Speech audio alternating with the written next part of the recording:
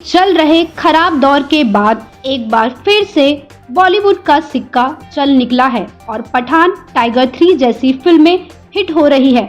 वही एक और फिल्म जो आने वाली है, जिसका जोरों शोरों से नाम चल रहा है, यह फिल्म है फायर ऑफ लव रेड।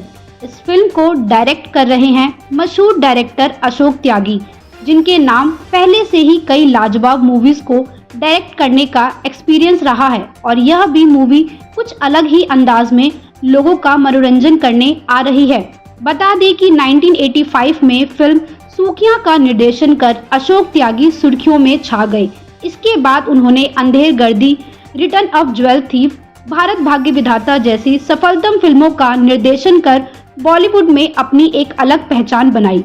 इन दिनों वह film fire of love red को लेकर चर्चा में है। अशोक त्यागी के लेखन व निर्देशन में बनी film fire of love red में कृष्णा अभिषेक, पायल घोष, अरुण बख्शी, भरत दाभोलकर, कमलेश सावंत जैसे कलाकार हैं। अपनी आने वाली फिल्म के प्रमोशन के लिए अशोक त्यागी ने नोएडा स्थित मार्वल स्टूडियो में मीडिया से बातचीत की। आइए जानते हैं अशोक त्यागी ने क्या कुछ कहा फिल्म के बारे में।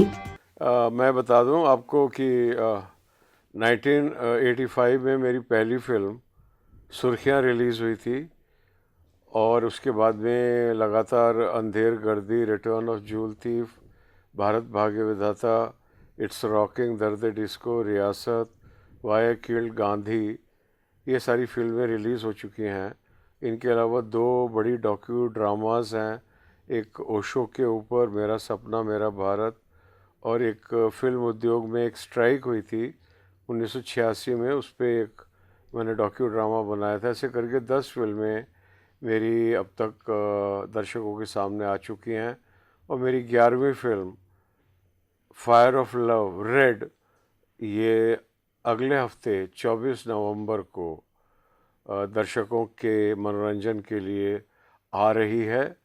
और ये दर्शकों की एक अपनी फिल्म है और दर्शकों को जिस प्रकार के मनोरंजन की अपेक्षा है, आज के नवयुवक दर्शक को, आज की नवयुवा पीढ़ी को, डिजिटल खिलौनों से खेलती हुई नवयुवा पीढ़ी को जिस प्रकार के एक सिनेमा की ज़रूरत है मनोरंजन के स्तर पर, वो फिल्म हम लेके आ रहे हैं 24 नवंबर 2023 को, फायर ऑफ लव रेड। तब टाइगर 3 का तीसरा हफ्ता चल रहा होगा और हमारी फिल्म रिलीज़ होने के एक हफ्ते के बाद एनिमल आ रही है रणबीर कपूर जी की, और सैम बहादुर आ रही है विक्की जी की। और इन सब फिल्मों को जो हमसे पहले से चल रही हैं और जो हमारे बाद में आने वाली हैं, उन सब को मेरी ओर से हार्दिक शुभकामनाएं। तो जैसे आपने बताया कि इतनी बड़ी बड़ी मूवीज आ रही हैं और ऑलरेडी टाइगर 3 जो है वो आपके कंपटीशन में होगी, तो किस तरीके से आपने कोई प्लानिंग की है इन सबको कंपीट करने की, कि आपकी स्टोरी में उतनी जान है जो इनको पछाड़ कर आपकी मूवी को टॉप पर लेके जा पाए? सर, मेरी पिक्चर में ना मैं बहुत ही विनम्रता, जितनी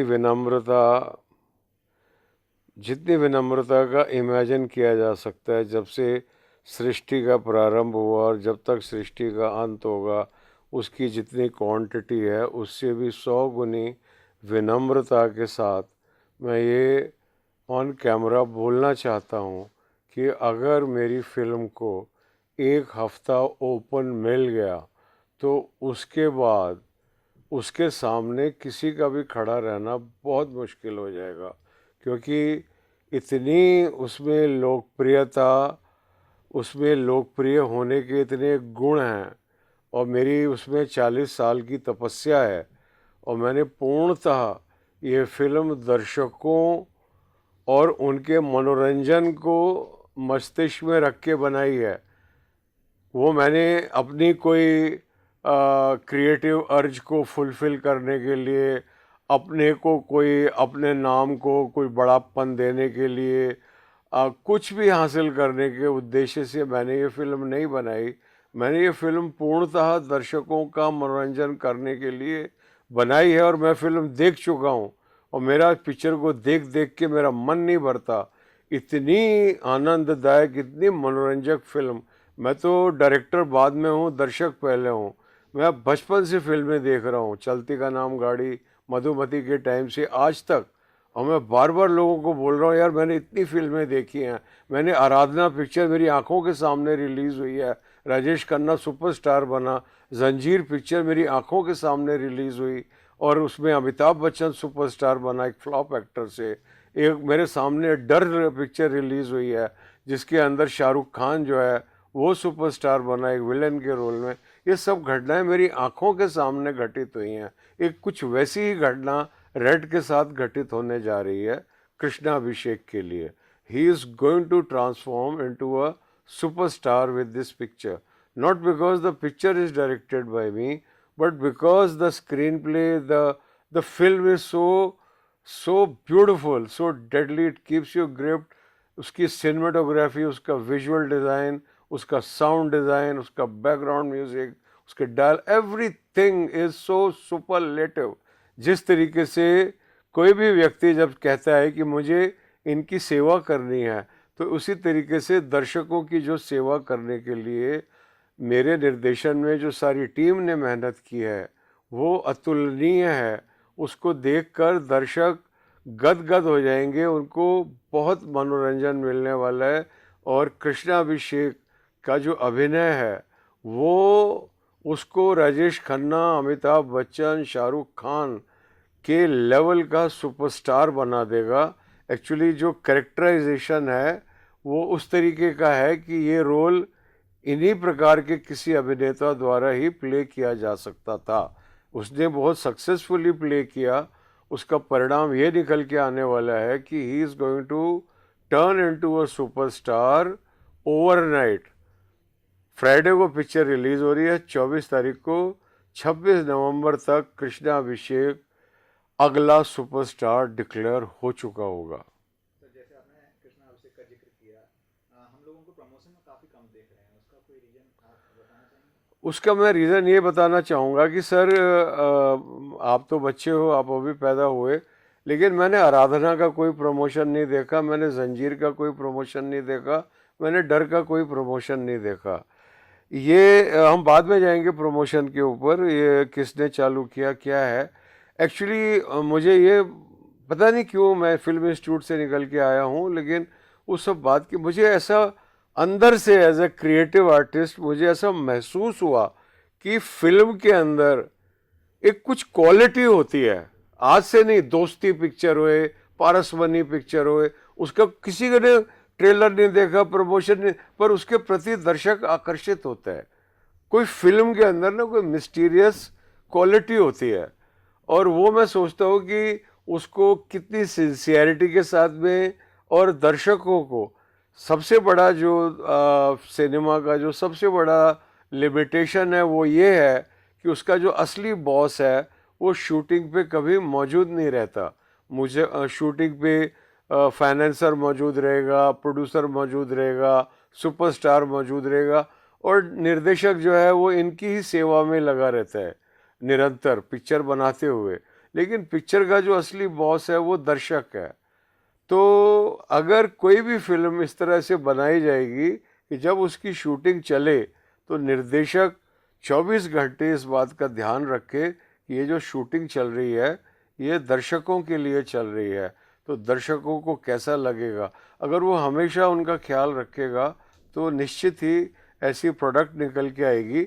और चूँकि उस प्रोडक्ट में से दर्शकों के प्रति प्रेम है, वो डिजिटली एनकोड हो चुका है। वो जैसे डिजिटल एरेना में जाएगा वो ऑडियंस को ना अट्रैक्ट करना चालू करेगा, ऑडियंस को कुछ अपनापन लगेगा।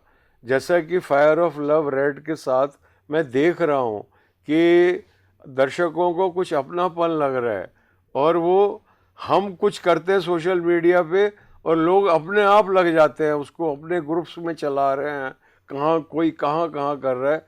वहाँ किस किस का मैं धन्यवाद करूँ। सर किस किस प्लेटफॉर्म पर रिलीज की जा रही है? सर ये थिएट्रिकली आ रही है, पीवीआर, आइनॉक्स, सिनेपोलिस, ये तो इसके मल्टीप्लेक्स थिएटर्स हैं। और इसके अलावा जितने भी सिंगल प्लेक्स हैं जो अच्छे हैं, अच्छी कंडीशन में हैं। और सौभाग्य से क्या हुआ है कि इस वर्ष पठान के चलने से, गदर 2 के चलने से, जवान के चलने से, इन सब पिक्चरों के चलने से बहुत सारे सिंगल स्क्रीन जो बंद होने की कगार पर खड़े हुए थे वो पुनर्जीवित हो गए हैं।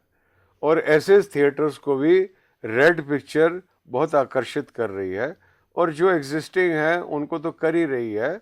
और छोटे शहरों में भी जो मल्टीप्लेक्स जैसे सिनेमे हैं वो सभी आइनॉक्स पीवीआर नहीं है, और भी ब्रांड हैं, तो हर जगह लग रही है। ऑल ओवर इंडिया ये फिल्म अभी थिएट्रिकली आ रही है, उसके बाद में ओटीटी पे आएगी 4-6 हफ्ते 8 हफ्ते, देखते हैं जब भी टाइम होएगा तब आ जाएगी उसके ऊपर। के माध्यम से आप समाज को क्या मैसेज देना चाहिए? मैं कोई मैसेज नहीं देना चाहता सर, मैसेज देने को बड़े बड़े लोग बैठे हुए हैं।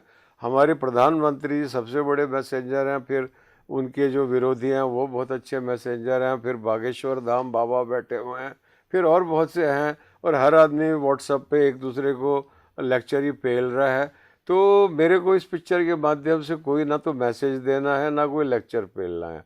मैं सिर्फ दर्शकों का मनोरंजन करना चाहता हूँ। बेफिक्र होके आइए, हॉल में आइए, आपको ऐसा मनोरंजन मिलेगा जैसे आपने आज तक, कम से कम हमने देखा है, लेकिन पिछले 20 साल में नहीं आया। तो आज की जो वर्तमान जनरेशन है उसने इस प्रकार का मनोरंजन नहीं देखा।